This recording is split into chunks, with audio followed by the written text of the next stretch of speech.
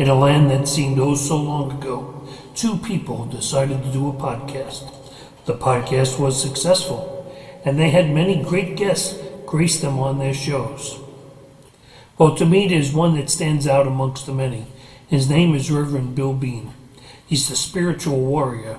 He's an exorcist, spiritual deliverance minister, a spiritual advisor, and a life coach. He's internationally known and has helped people in over 50 countries.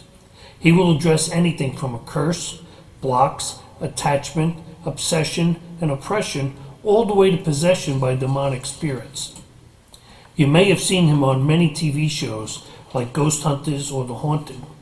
You may have listened to him on the radio shows, podcasts, or even attended his private appearances. So just so everyone knows, I've seen his work firsthand, as Bill has taken care of a few cases we have referred to him that needed spiritual deliverance. Both my wife Jen and I have known Bill for a number of years. His first appearance on the Your Life Matters show was in 2016. I say first because Bill was a welcome frequent guest on Your Life Matters, and especially our other podcast we did called Your Christian Life Matters. I have personally spent time talking to Bill one-on-one and even over a meal a few times. I've attended many of his appearances where he's discussing his books and the great work he is so blessed to be able to extend to others. He's a true spiritual warrior. Now, Jen and I have appeared on his own podcast or service, Warrior Mode, found on YouTube on Friday and Sunday evenings at 10:30 Eastern Standard Time. In fact, Bill was the one who introduced me to Kev Baker and the Kev Baker Show, whom you've heard me talk about so many times. I am doubly fortunate as he included a chapter Jen and I wrote in one of his books, and I've had the absolute pleasure of having him write the foreword of one of my own books. He is also an author. He's written 9 wonderful books. Tonight we're going to talk about his 8th book, Purge. Now, I might be able to get him to give us a little teaser on his 9th book, Tales from an Exorcist, from the case files of Reverend William J. Bean. Well, welcome everybody to Your Life Matters Show. I'm Steve Hudson, and again, our great guest is Reverend Bill Bean. Here with us. Bill, thank you for finally being able to join us tonight.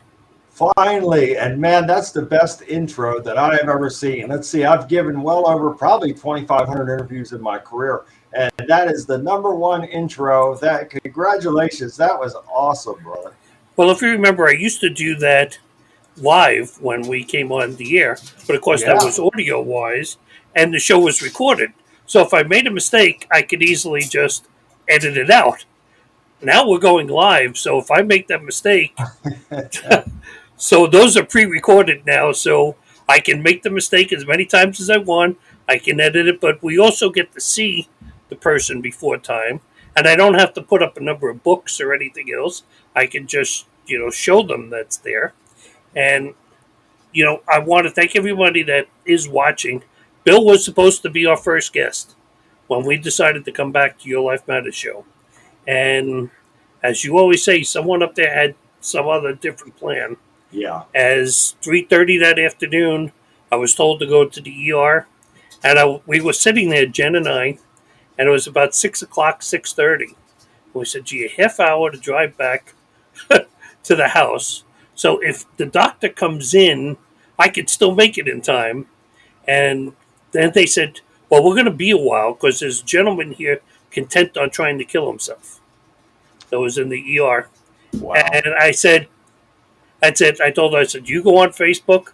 I was like, I'll text Bill and just let him know it's not going to happen tonight. Yeah. And look, those things do happen. Praise God that you got yourself taken care of. And everything is in God's time. So it wasn't meant to be that night, but here we are now. Praise God. And, you were telling me off air that something was a little tricky last night where it might not have happened again, but here we are. We made it through. And so I watch your show all the time. I've told you that I watch you on television because I have internet TV. So I sit and watch the shows that late at night. It's not really late at night for me. I don't get up until 11 o'clock because I'm retired now. So it's Yep. still decent hours for me. Unfortunate part is I can't comment when you're watching television to know that I'm there, other than maybe you'll see a like pop up the page because I can like it from my TV, but I can't comment on it. Um, but there's always something playing games with us. And that's one of the things we're going to get into tonight. Bill's newest book. Well, actually, it's not his newest book because his newest book is about Right. to come out. It's an older book now that, Yes. and it's amazing how this came about, Steve, because I really, Purge is still kind of fresh. It's not old by any stretch of the imagination, but when God puts something on me to do, then I obey that, and that's what He did with the new book that I'm working on. That I hope to have the writing completed by this weekend. I've been working so hard on that, day and night, every chance. I'm still busy with helping clients and cases and things of that nature, but I'm doubly busy now because I am feverishly working to get this new book completed. So I guess we could talk a little bit about Purge first, and then I could tell you a little bit about this new book. And I'm glad you brought this up anyway, because I've been meaning to get in touch with you. I hate to bother you because I never know what your situation is. I don't want to disturb you if you're resting or whatever, but I would like, if possible, a statement from Jen and you for the new book to put in there in the new book. So um, when you can, We'll that would be take care of great if that you for could do you. that. Yeah, That's easy enough to take care of for you. Now, it's actually kind of interesting because Purge starts off with a forward from someone we saw in the little intro there, Kev Baker. Tell yeah, us a little about Kev. I mean, you, myself, and Travis are the people I think that I know that can really talk about Kev. yeah, Kev, as I said many times on the show, the reason I'm doing this is because of Kev. Kev actually told me, you need to start doing this again. You yeah, did it a while. I don't know why you stopped. Come back and do it again. And Jen is going off on a different direction. But I still thought this was a great show, talking about books, yeah. talking to Jen and you, authors about them. I always thought it was a great show. Yeah. Absolutely. I mean, come on, back when we were doing it, when you were on, there really weren't podcasts. No, nope. I mean, they're That not was a like they are whole today. different deal Yeah. back then. Yeah. But yeah, Kev, I miss him. Boy, he was gone so quickly. But I'll tell you, Steve, I knew something was wrong in the last several months of us doing the shows and having communication. I knew that he was very ill, and he wasn't letting on that he was that ill, but I knew it. And I could just look at him, and he was losing a lot of weight. His eyes did not look good. Um, and I would ask him, and he would play it off. But I knew that he was not well, and then he battled, and he battled as long as he could, and God bless him. And I've had vivid dreams about him since his leaving, and I mean, like how you and I are communicating right Hmm. now, and Well, I'll tell you this much, and I haven't said it because, but you're the one person that knows that I'm not crazy if I make this statement. yeah, But the night that he passed, he came to our room.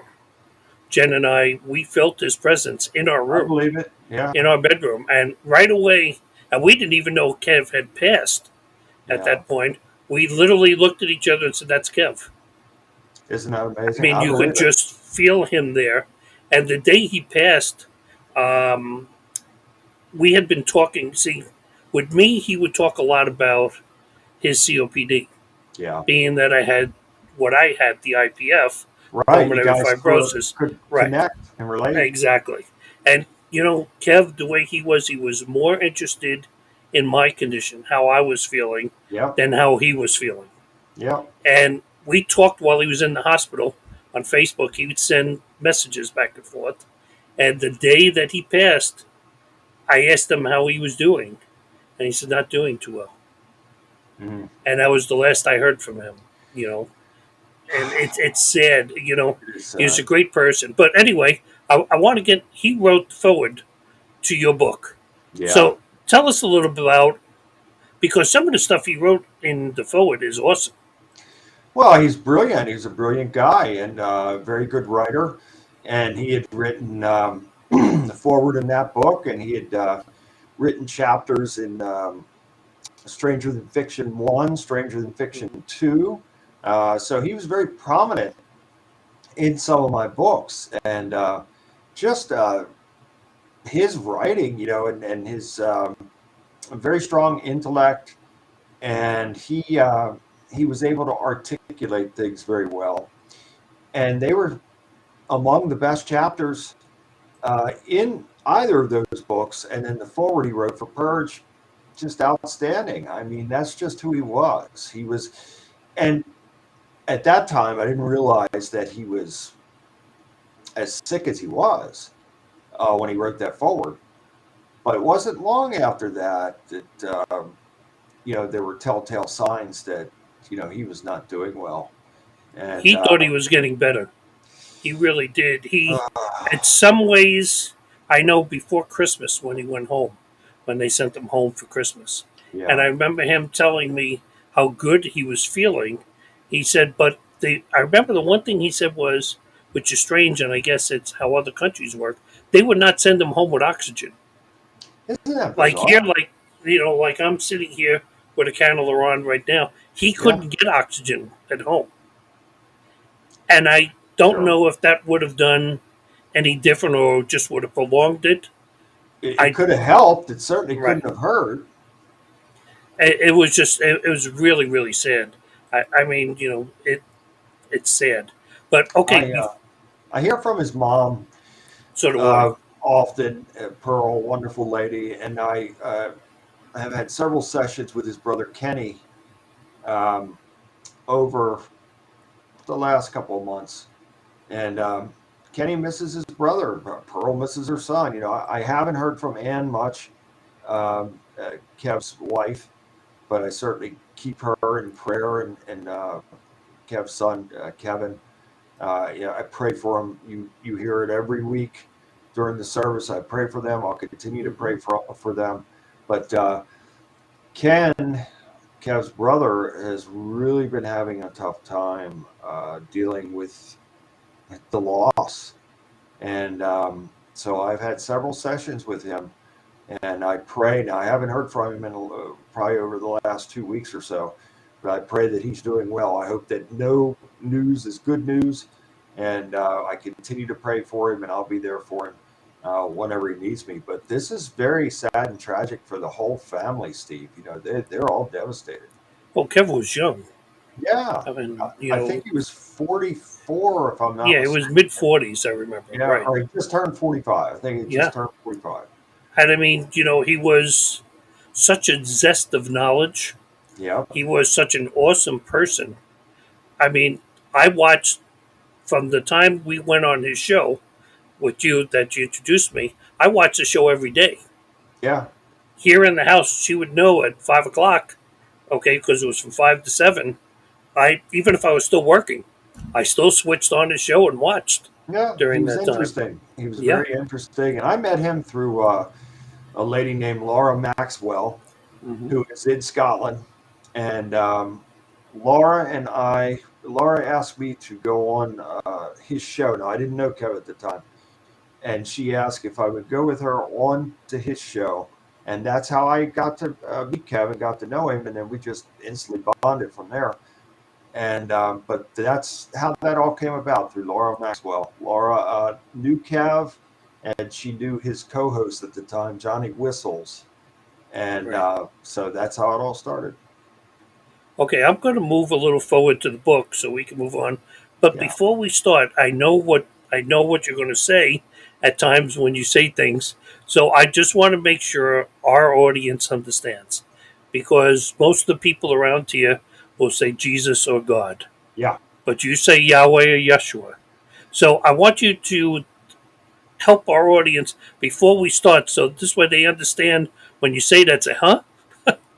right, exactly. So I'm kind of different in the sense that, and there's nothing wrong with saying God or Jesus or anything like that. There's nothing wrong with that. However, I use God's real name, which is Yahweh. So um, God's name Yahweh was listed in the Bible 6,823 times. It was taken out and replaced with the title of Lord. So wherever you see Lord in caps, that should say Yahweh. And Jesus' Hebrew name is Yahshua, which means Yahweh saves. Yahweh saves through him. And so, again, if you were saying God and Jesus, that's fine, but it's good to know his real name because God is a title. That word is a title, and Jesus, the name Jesus. Not that there's not any power in it, but that is a Greek that is a Greek name, a derivative. So when the scriptures were translated into the Bible from Hebrew and Aramaic into Koine Greek, it originally was Isus with an I-E, Isus. That if you look at the 1611 King James Bible, that's what it'll say, Isus, not Jesus. And then was eventually translated into Jesus, but his real Hebrew name is Yahshua. Okay, now we talked many times on the old shows, but I'm going to ask you, because of time, we'll ask for the Reader's Digest condensed version. Yeah, and I'm sorry about that. That's okay. Of your younger life. It's just everything's a crunch for me these days. Mhm. Tell the audience a little bit about your younger days, what it was like growing up for you. I mean, you talked about it in Dark Force and a few of Yeah. the other books, but for those who don't know and are seeing you here for the first time, give us a little insight. And I'll tell you, Steve, I couldn't be here where I'm at right now and helping other people had I not been there. It was all part of my journey. We all have a journey in life, for the better or for the worse. And my life started out in trauma, in terror. My family, I say in Dark Force, the first book, that it began when we moved into a 3-bedroom ranch style home located in Glen Burnie, Maryland, in a community called Herondale. But it really went much further back than that. I found out additional information after I'd written the book that this went back past 100 years at two family members that allegedly conjured up demonic forces that came upon the family and created a variety of horrible things for many, untimely deaths and tragedies and you name it. So my mother, Patricia Bean, was exposed um, to many supernatural things in her childhood, and I think my dad, William Bean Sr., was as well. And my mother and her family moved around quite a bit as children, and at one point lived in that community of Herondale, which again is located in Glen Burnie, Maryland. They lived in that very community, not far from that house. So she had was pre-exposed to the area and the everything that it entailed with that. And I really believe that my family was led there. My parents were led there. So my parents were married in 1956. Um, my sister was born in 1957. Another child was born in 1963 and died under mysterious circumstances.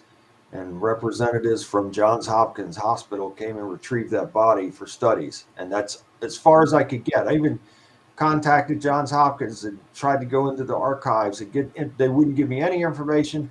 It said that they'd gotten rid of those files. They didn't have anything. And I was born in 1966 and my brother was born in 1969. We moved into that house in 1970. And I believe that my parents were led there by those demonic forces that were conjured up by those family members.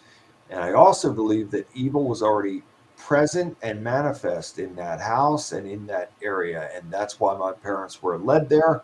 And that's why it was so severe against my family and I, because it was like being in the perfect storm, surrounded by all this evil, which was bent on destroying my family. And that's exactly what happened. Bill, I'm going to play a video. It's about 10-15 second video, and then Okay. I want you to explain because it's still happening today.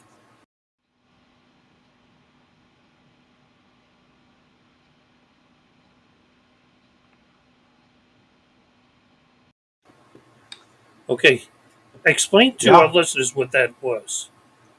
Okay. So I have had just about every type of paranormal, supernatural encounter and experience that you can think of.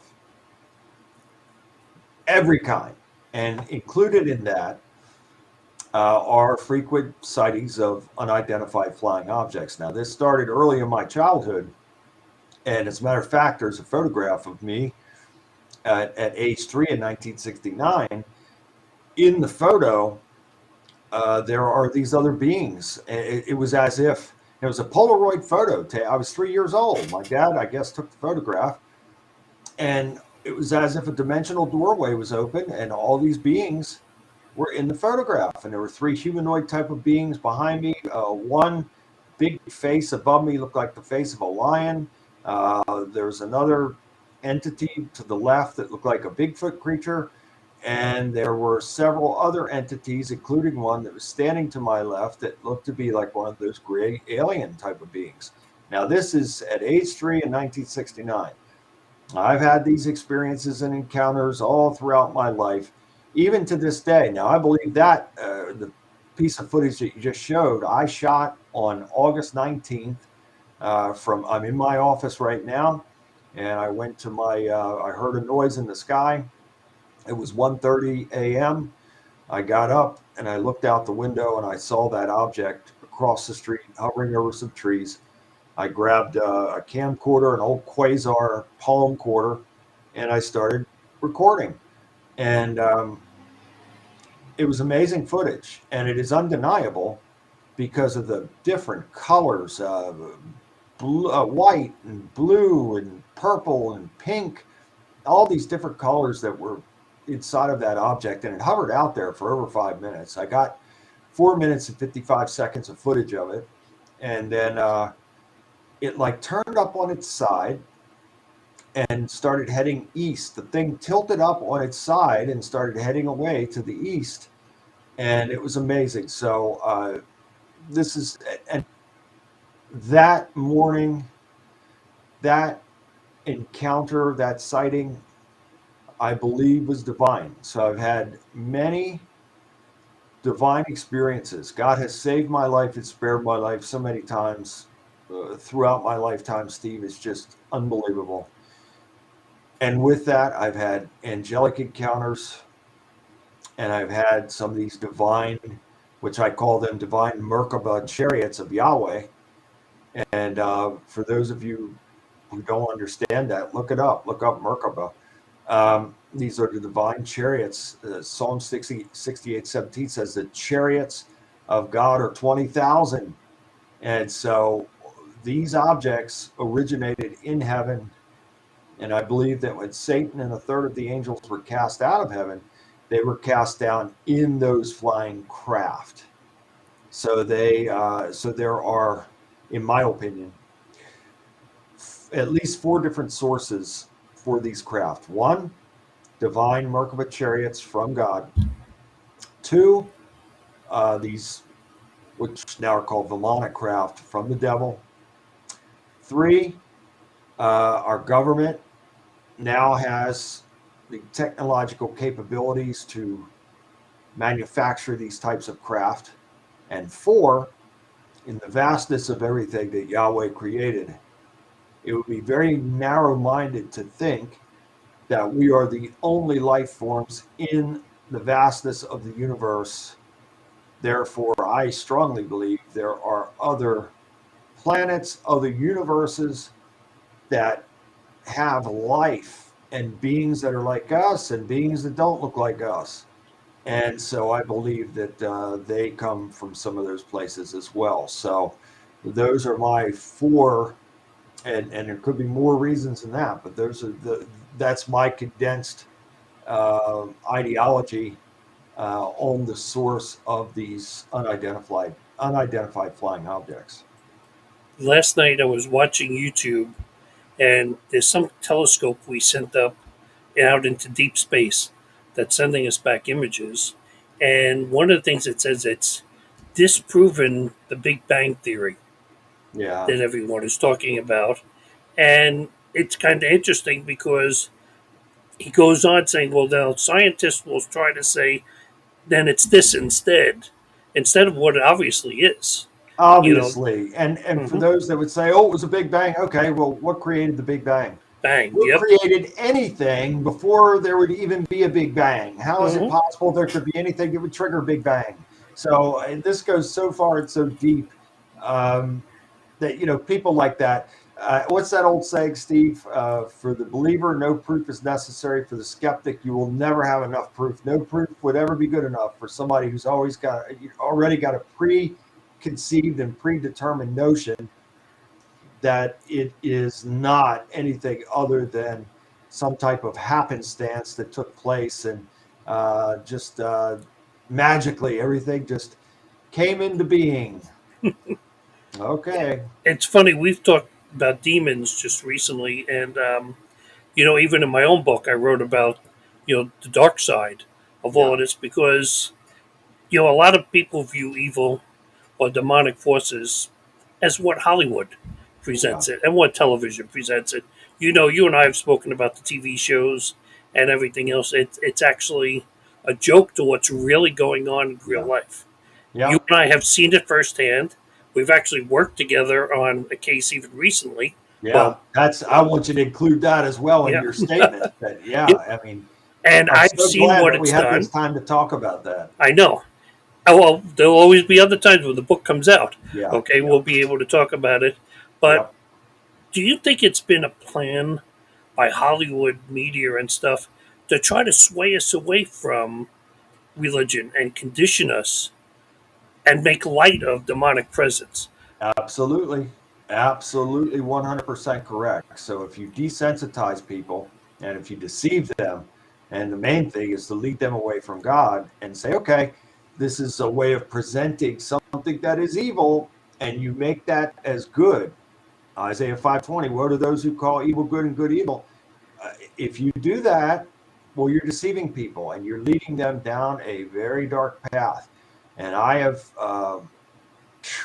encountered so many people, and God has worked through me to help so many people that were hooked on those kinds of shows and hooked to the point to where some were ready to commit suicide because they were so overcome by everything. And let me say this: Satan is the prince and the power of the air, which means the airwaves. So he knows the frequencies and the vibrations.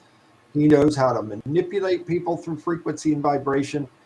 And so some of this programming is not good. And I feel hypocritical in a sense because here I am saying this, but yet I've been on a multitude of these shows. And so it's a double-edged sword. And I'm thankful that I have been on some of these shows because people have contacted me again that were ready to commit suicide, and they happening to be flipping through the channels, and they saw me on one of these shows, and then reach out, contact me, and God worked through me to help them and to spare their life. So it's a double-edged sword. But you know me well enough to know that I am not a fan of these types of things. I am. I don't even like to make the appearances at the Paracons anymore or anything like that. I just don't want to glorify anything like this. I mean, my job, God has called me into this service. I didn't choose it. God called me to do it, and God works through me to free people, from that kind of stuff. So I don't want to celebrate it, and so it's a very fine line for me. It's funny. From watching your show, one of the things that I had learned about was the satanic music that's Yeah, going on. Okay, and even from the book that you talk about there, but you know, you started talking on one of your episodes. I remember watching the show, and I think it was just you and Des. I think that's all it was. And you were talking about Eminem and a few other people yeah, around the show. And I remember first sitting there. I mean, I'll be honest. I remember first sitting there saying, I think they're just doing it just if I say satanic in my lyrics or something like that, then more people are going to watch me. I'll make some more money. But the more and more I looked into it, and the more and more you start digging into it, I stopped laughing after a yep, certain bit. yep. What Jesus do you said think you'll is know going them. on?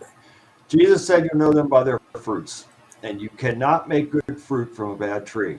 And so when you're putting out materials, you and I are musicians.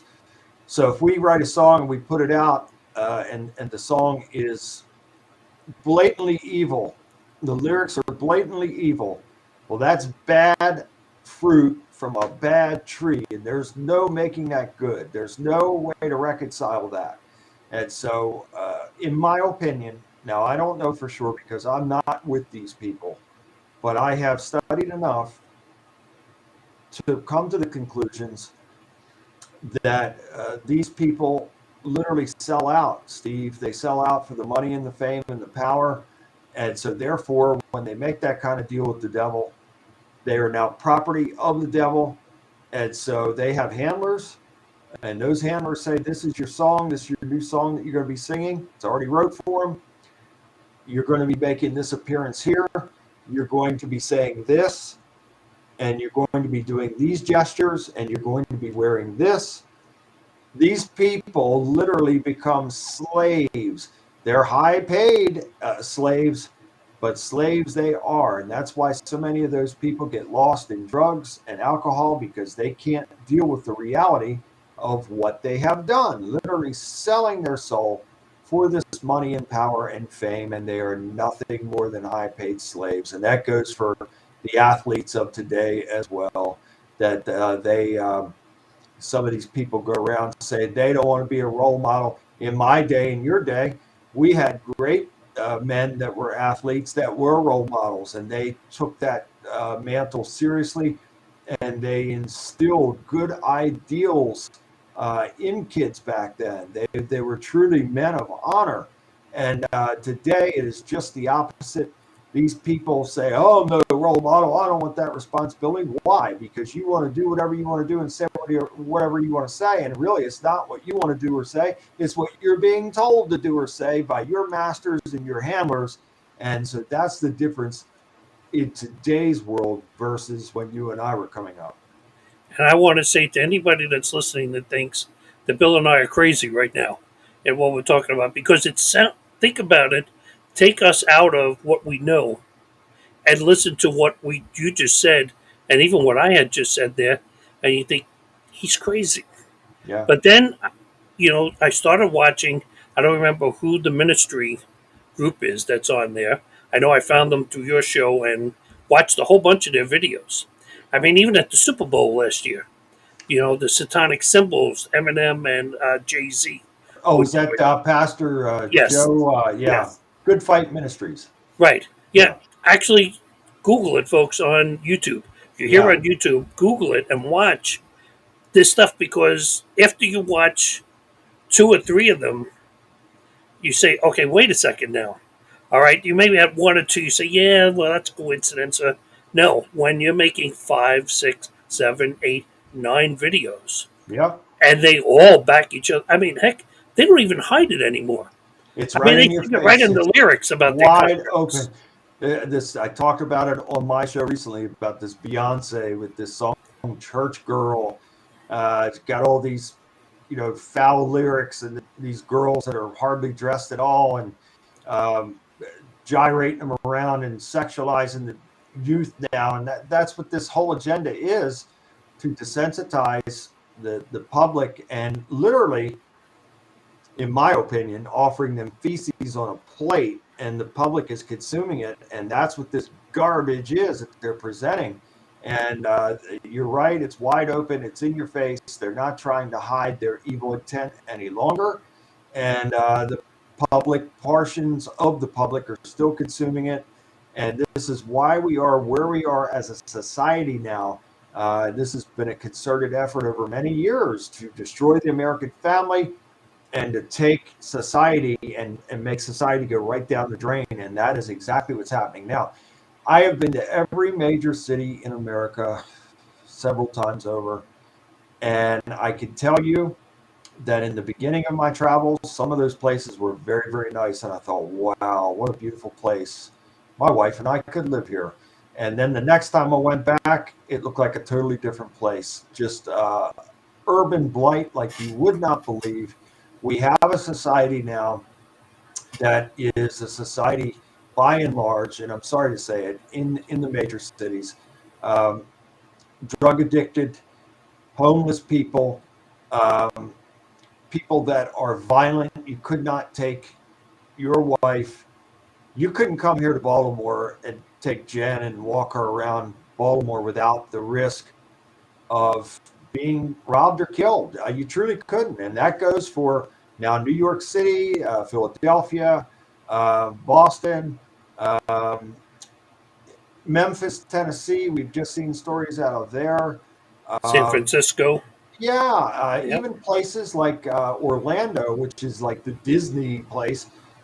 That place was so nice at one time, and those cities, Orlando and Tampa, are going right down the drain. So Miami, um, uh, Richmond, Virginia. Um, Indianapolis, yeah, yes. I've been there several where I'm times. at. I agree completely. I've stayed in downtown Indianapolis several times and seen it for myself. It's very sad because these were nice places at one time, and now they are just um, they get worse. It's like an apple that continues to rot and decay, and it's only by the power of God that this is going to turn around because it's so far gone now. And it's all by design, Steve. I'm telling you, I believe that God has allowed the devil to have this time to reign on the earth. I wrote about this. It's Stranger Than Fiction 1 and 2. Um, I wrote that when this takeover was going to take place, the devil and his minions would poison the air, the water, and the food. And that's exactly what is happening now. We have stories out of Baltimore now where Desiree lives, and in places like that, they can't even drink the water right now because it has E. coli in it. They have Hmm. boil water, and so this is it. It really just burns me up to see um, a so-called civilized society decaying like this. Another disturbing story from a few days ago, that 34-year-old lady that was jogging in Memphis, Tennessee. Number one, she shouldn't have been out there at 4 o'clock in the morning by herself. And I'm stressing this, the women out there watching now, please do not do this by yourself. I don't care what time of the day it is. Find somebody to jog with or walk with or whatever. We live in a world now to where you have to take these kinds of precautions because if a bad guy has bad intentions, I don't care how tough you think you are, uh, within a few seconds, the event could be over. And once you're taken inside of a vehicle, it's over.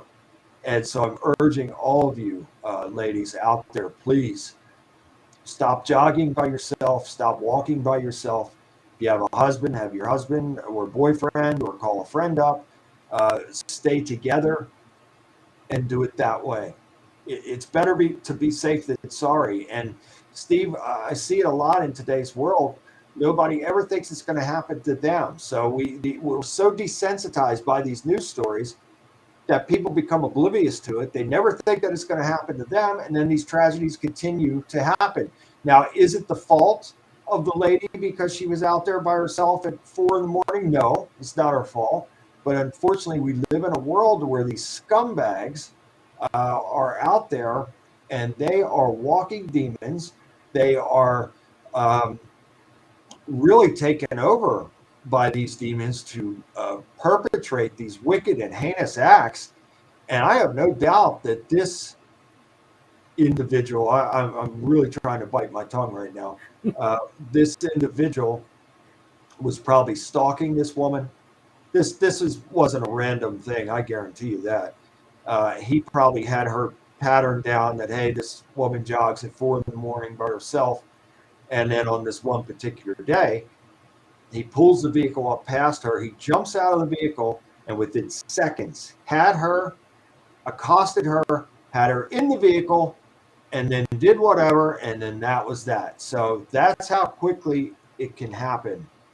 And again, I'm urging you, ladies, please don't be out there by yourself. Be very careful and just be aware of your surroundings at all times. This is the world we live in now. And life and death, it's a very fine line, and life altering situations can take place inside of a split second. So be very sober and vigilant. See, now I grew up in New York City. Okay, Yeah, you even know all growing about up, it. even growing up in the city, I mean, I saw people strung out on heroin. There Yeah, were crack whores and addicts everywhere. Here in Indiana, I see meth heads. yeah. One of the things a few years back were these people. I used to tell Jen they were like zombies walking around the street. There was a They're the neighbor Walking Dead, brother. They're the yeah, Walking Dead. who no longer lives here, but he would get a delivery from this one person, and then they'd come out of the the woodworks. I Yeah. mean, just walking, staring straight ahead. Their eyes weren't even there. Um, but you talk about that and the rape and the abuse. Look at the prison here in Indiana recently, where the inmates supposedly purchased keys from the guards to go into the women's cells and rape them in the cells. See, that's what I mean. There's no honor anymore. There's no for the love of money is the root of all evil.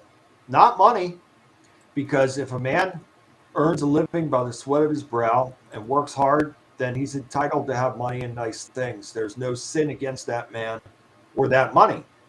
But it is for the love of money, which becomes a lust, which means that everybody's for sale, everybody has a price, and everybody is subjected to doing the worst of things because they have accepted money to do these things. So when you're talking about something like that, where the guards have now made money from handing over their keys so these inmates can rape the women, female inmates, there you go.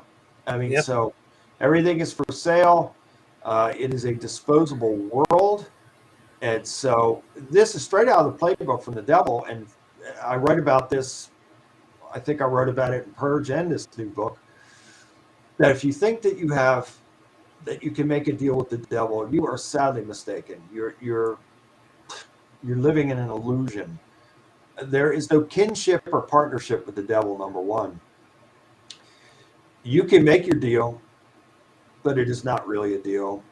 You come under control of the devil, and he will use you, abuse you, and then trash you and throw you away like yesterday's garbage when there's no more use for you. And so I've seen this so many times throughout my life with different people, and so be mindful. Anybody out there who thinks they've made a deal with the devil and they've gotten power and perhaps monies and fame and influence, you haven't made any deal. All you've done is you have sold out for that money, fame, and power, and you are literally wearing a golden set of handcuffs. And when it comes time for the devil to collect, so he'll give you this, but he wants that. So what he wants is far greater than what he will give, and Well, do you most think people that won't he's care. do you think he's instilling fear in us? I mean, we know the people that are selling themselves, Yeah, for the money. But what about the rest of us who sit back every day and watch all this crap? I mean, there's no other way of putting it that's going on in the world. I mean, do you think, like people started worshiping again Aleister Crowley? I yeah. mean, I just don't get this. Okay, but do you think, and probably that's succeeding in instilling fear in the rest of us? Yes, because again, it goes back to frequency and vibration. So if Yahweh spoke the world into existence, then that means he used his voice, the frequency and vibration of his voice to speak the world into existence. And so all life operates on that principle of frequency and vibration. So the devil, who held a very high place in heaven, higher than most people know or understand, and he was privy to some of these secrets of Yahweh. And so he knows how to manipulate the frequencies and vibrations. And the number one way is by causing some type of traumatic event with such a high level of trauma that blood and secretions come out through the pineal gland and the adrenal glands. Demons eat that up like candy because it's not candy, it's a drug to them. Not only is it a drug to demons, it is a drug to some of the power elite as well. It's called adrenochrome, and they crave it. It's the most addictive It's the most powerful drug on the planet, and it's the most addictive drug on the planet. Far more addictive than crack.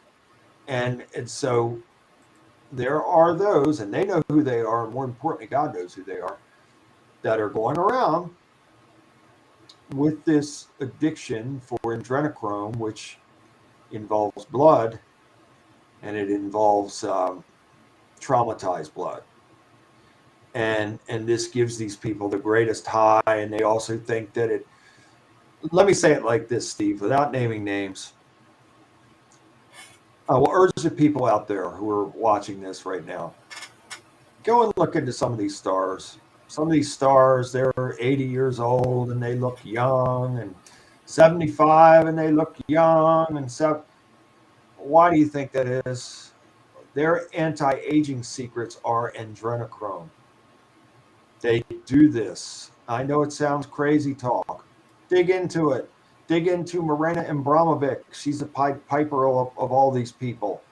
And dig into spirit cooking and all those types of things. When you dig into that, you'll be horrified to come to the truth that this is real. And there are many power elite players on the earth, and that, whether it's in politics, in the churches, in the sports world, in the entertainment world, Hollywood, you name it. They're all together in it. And this is part of a brotherhood, and you could call it Illuminati, you could call it whatever you want to call it. But it is part of a satanic brotherhood that controls this earth. And you're not going to be in those high places unless you're doing what those people do. Furthermore, when you go into those high places, they're going to get you to commit some kind of wicked and heinous act and or crime, which will be documented. And if you decide that you have a conscience and you want to turn against the brotherhood, it's going to be a big story in the news that this individual did this, did that, and then the person is finished. So usually these people don't try and rebel against the brotherhood.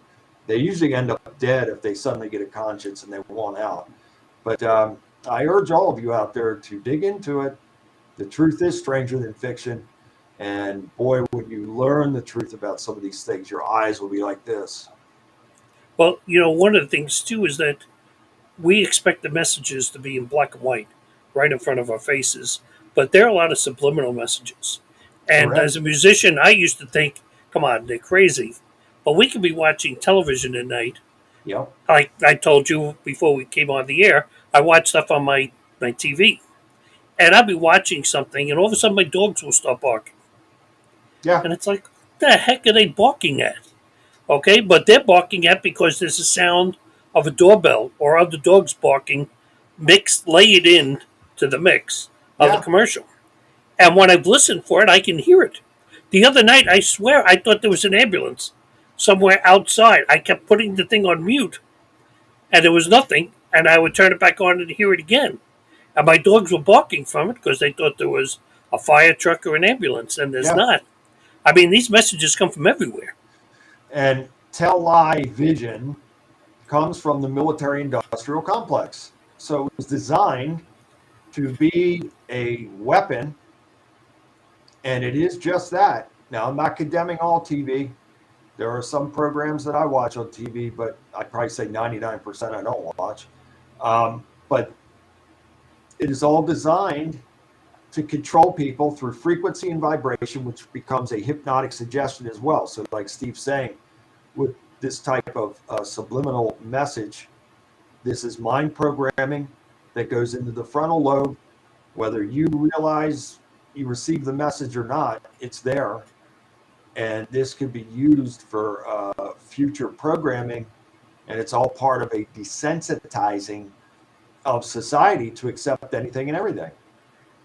Well, one of the things, the last thing I want to talk about with Purge is one of the great things is you give a lot of prayers in the book, okay, as far as even just Yeah. waking, eating, sleeping, all these Yeah. prayers in the book.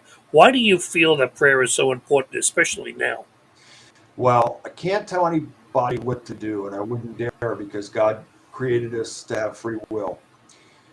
But for me, Steve, I couldn't imagine not being that devoted to God. I couldn't imagine it. This is real and authentic. This is who I am. Am I perfect? No.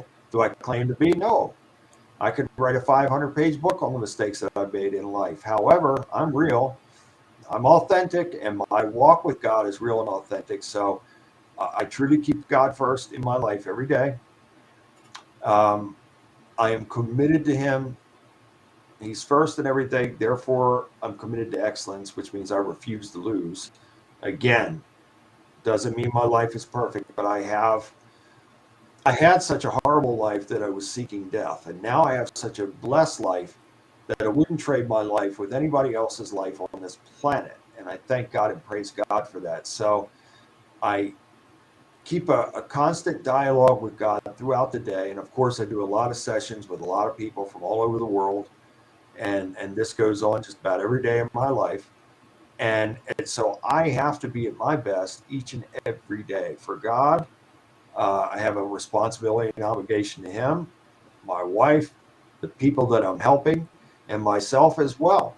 So I have to, no matter what, be at the top of my game each and every day. And the only way that I can do that is by invoking the power of God over my life. So I have, it is my daily routine, my daily connection and relationship with God. I've laid it all out in Purge. I may do it again in this new book, just so people know. If you go to my website, BillJBean.com, if you go there, you'll see it. I've got it all laid out. I'm not forcing you to do anything, but I'm sharing with you how I go about my life and how God blesses me in return. He rewards all of that faithfulness and dedication. And He's blessed me with a life far beyond anything that I could ever imagine. So I'm forever grateful to Him for that. And I will remain steadfast in rock solid faith each and every day for the rest of my life. And I'll tell you why it's so essential to do this. Again, if we're truly keeping God first and we have a real and authentic relationship and connection with Him, then we are keeping our frequency and vibration on high by invoking His power over our life every day. If we don't do this, then we are subject to the frequencies and vibrations of the devil, which is designed to keep people down on low. When a person is on low frequency, low vibration, they are wide open and susceptible for demonic attack. So there you go. Again, I'm not here to force you to do anything, but I am sharing with you out of experience and out of the miracles that God has worked for me in my life and that He continues to do for me. It is real, it is authentic, and I hope that you will study it further and embrace it for your own life.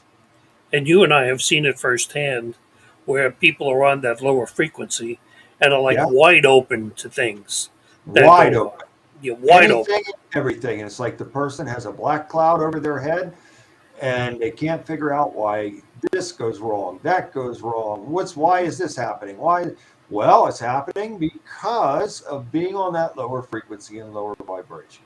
See, I've always said that when we did paranormal investigations, a lot of people's homes, they always said, how come it would go after if someone had a child that had a handicapped, that really couldn't speak or Yeah, anything like that? I would go after those kids. I yeah, mean, constantly go after them because they can't defend themselves. correct. And so the devil and his minions are bullies. Hmm. And they operate in bully tactics and they operate in divide and conquer tactics. So when a spiritual attack happens to someone, and if it's a close family or whatever, then the affected victim will start to withdraw from family and friends and all that kind of stuff. And then, these are the beginning stages of a demonic attack, which can lead to demonic oppression and eventually possession when the person has given up the will to live or fight. I remember we sat down, I think it was in a steak and shake in Columbus, you and I in Yeah, Indiana, yeah. and we were talking, and you started asking me questions about the Mandela effect that was going on. And I left that night and saying, okay, it's got to be that just early in the morning, okay, and I'm tired because you blew my mind that night. And it wasn't until I researched it, which I do, that you start seeing all this stuff. It's incredible that's on there. But Steve, yeah, mean, dear God, this is something that, and I've said to people, look, everything I've said here on this podcast, don't have a word for it. Go research it for yourself, and you'll see it for yourself. And then your eyes will be wide open. And then when your eyes are wide open, you will be astonished to see some of these things that have taken place. And I'll start right here with Amos 8, verses 11 to 12. Behold, the days come, saith the Lord God, that I will send a famine in the land, not a famine of bread, nor a thirst for water, but of hearing the words of the Lord. And they shall wander from sea to sea, and from the north even to the east. They shall run to and fro to seek the word of the Lord, and shall not find it. That's exactly what is happening now. These scriptures, and not just scriptures, I mean worldly stuff too, just mind-blowing. One thing that you could go and look at, and for those of you who are watching right now, you could verify this very quickly and very easily. If you have a Roman numeral clock or watch, go look at it, and chances are you're going to see where you would see the 5 and the 6, which should be like a V, you're going to see that turned upside down to an A. That'll blow your mind straight away, right there, right off the get-go. But then I could go through a whole list of things. And here, this is for you, Steve, because you were a New Yorker. This blew my mind when I saw this. It said, we know when we're busy, people say, oh man, it's busier than Grand Central Station. Mm-hmm. And now it says that Grand Central Terminal. Yeah, it was never Grand Central Station. It's Grand Central Terminal. It was never Grand Central Station. And that is mind-blowing. Absolutely mind-blowing. Just like The building is Grand Central Terminal, but it was never referred to as Grand Central Terminal. It was always called Grand Central Station. That's correct. what everyone knew it as. Yeah, and now they say that never exists. There was never a Grand Central Station. It's only Grand Central Terminal, which is absolute craziness. Just like the Statue of Liberty was in Staten Island, and now they say is on Liberty Island. I never heard of a Liberty Island. Cup of noodles. This is another very easy thing for you out there who may have this in your cupboards or pantry. Lipton cup of noodles. You know that, Steve. Cup of noodles is now called cup noodles. There's no more O.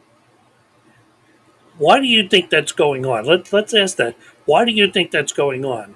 It's going on to confuse. So if you can confuse people, then you can divide them. So this is straight out of the Devil's Playbook again, divide and conquer tactics. So if I say to you, Steve, Caldwell Banker, that's called Coldwell Banker now. And you go, no, that's always been Coldwell Banker.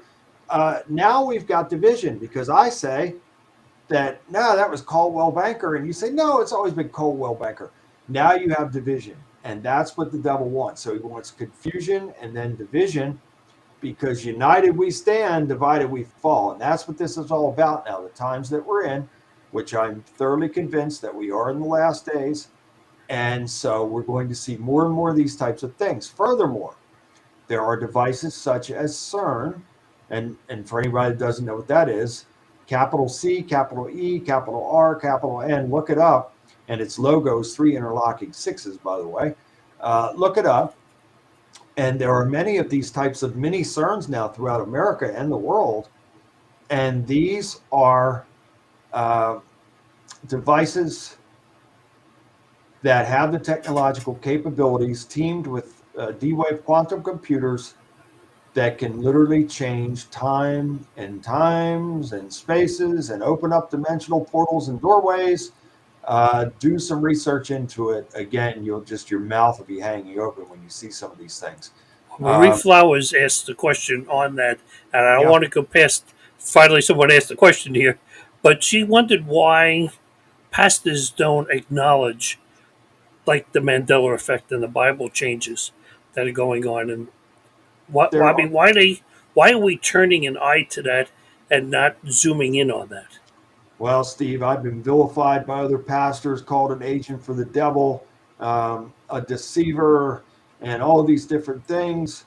And there's three reasons why they're not doing it. One, they're afraid, and afraid that they will lose their congregation, therefore lose the money that comes along with that congregation, so the cash register will stop ringing. Secondly, they have this mindset that they think that the Bible is alive. They think that that this is a living organism, and that you can't say anything other than what the preconceived notion is. And if you say that, like for me, the only power this has is by the power of God working through it. The only power I have is by the power of God working through me. Without the power of God, we are null and void. Mhm. There's no effect. And so this is a book. This was written by man.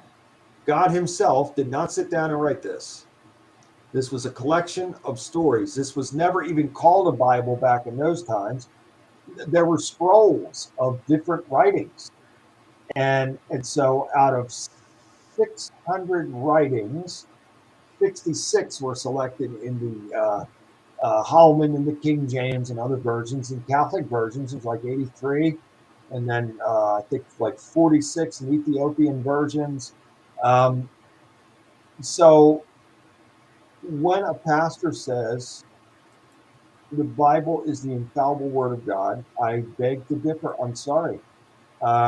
It is not, because men have altered it. Men put this together. Men wrote it. Now, it can be God inspired. I can agree with that in some instances. In other instances, no, I don't agree with it at all. When you see a book like the Song of Solomon, which is now called Song of Songs, that's another Mandela effect. It was called Song of Solomon. The book was a collection of writings from Solomon's lovers giving him praise and worship, nothing to do with God, yet it found its way into the Bible. So when we see things like that, I say, no, no, no, but it's not the infallible word of God, because men wrote it, especially a book like the Song of Solomon has nothing to do with God. Solomon turned against God and became a sorcerer. God punished him for it. But Solomon had many women, many wives, and he actually followed along, and it was some of those religious worships of the devil. Through some of those women, he became a sorcerer. He got demons, summoned demons to do his bidding, and building temples and things of that nature. So no. And one pastor who vilified me said to me, without his Bible, if he didn't have his Bible, he didn't have anything. Well, pal, you don't have anything, because if you are worshiping a Bible, you are in big trouble. We are to worship God and him only, and not a Bible, not anything else. There's no power in a Bible, a cross, holy water, or anything else unless the power of God is invoked through Bill and I could speak here for hours, and it. I We know, should. yeah, we can. I mean, I'm watching the time really close. We're 4 minutes past what we Sorry. said we were going to do, but that's okay. Um, let our listeners know. First off, the books you've written. You talked about BillJBean.com. Okay, you can also go to YourLifeMattersPodcast.com. We have a book page, and when you click on that, it will take you right to your website and each of the books that are there. Thank you very much. Um, I promised Travis I was going to ask this one question because I know he's working with you on the new book. What is the title of the new book? Okay, so I've been working day and night on this new book, and in between, I'm still busy with helping people and an endless amount of clients. But in between that, I am writing this book. I find myself getting to bed at 7 a.m. in the morning now because I'm working on this book so much. The new book is called Tales from an Exorcist. And Desiree Valdez designed the cover. Just an Excellent outstanding cover. job. Yeah, Excellent cover. just I think, Steve, if a person didn't flip the cover open and didn't read a word out of the book, I think the cover itself would sell the book. Just an outstanding job. But that said, there's a lot of powerful content in that book based on my case files. I've traveled to every part of America. I've helped people in 52 other countries around the world. And so with this, and I call it a little book because if you compare it to my case files, it's a minuscule book. So it might end up being a volume, a series of books out of this. Um, so I've selected some of the most memorable cases from my case files to present in this book. I start out with my own personal journey. So the first three chapters, two out of those three, are about my own personal struggles in my journey and how I got to be where I'm at as a spiritual warrior. Uh, the chapters 4 throughout 12 throughout the rest of the book are about the cases and the case files and some very and all of it is true. There, there's nothing that is embellished in this book. Yet there will be things that you will read and you'll go, how could that have possibly happened? How is this? How could how is that possible? You know, when I'm talking about a person's body twisting and contorting in ways that the human body can't, um, and eyes changing various colors and um, projectile vomiting and levitation and superhuman strength and different voices coming out of people and all these different things. It must sound so unbelievable to some people who will read it, but I assure you, every bit of it is true. And these are from my case files, and there's a lot more. Steve, I looked through. I have in my desk here a file cabinet here that is full of cases, and I looked at that in those folders, and I could not believe that I have been involved in that amount of cases. It's unfathomable, and everything is like a blur to me most of the time because I'm so busy. But when I have time to stop and have moments of reflection on some of this stuff, I'm amazed, and there is no way that I could have done these things without the power of God working through me. And I read in the book, Steve, just the travel alone, the travel that I had, and COVID gave me a break on that. But the travel schedule, it should have given me a heart attack or killed me. I mean, there's no way that I could possibly have kept up a travel schedule like that for that amount of time. I'm talking years, 6 years straight of that type of travel without having some type of breakdown. That is the power of God, if ever the power of God was present. See, I remember that. I remember you, you know, even with us when we'd go to Yeah. dinner, but it's like, okay, well, it's 6 a.m. I got to catch a flight out, out of Mm-hmm. Indy. And it was like, Yeah. wow, oh, where do you sleep? Okay, in between all of that. I So, can remember taking flights to California.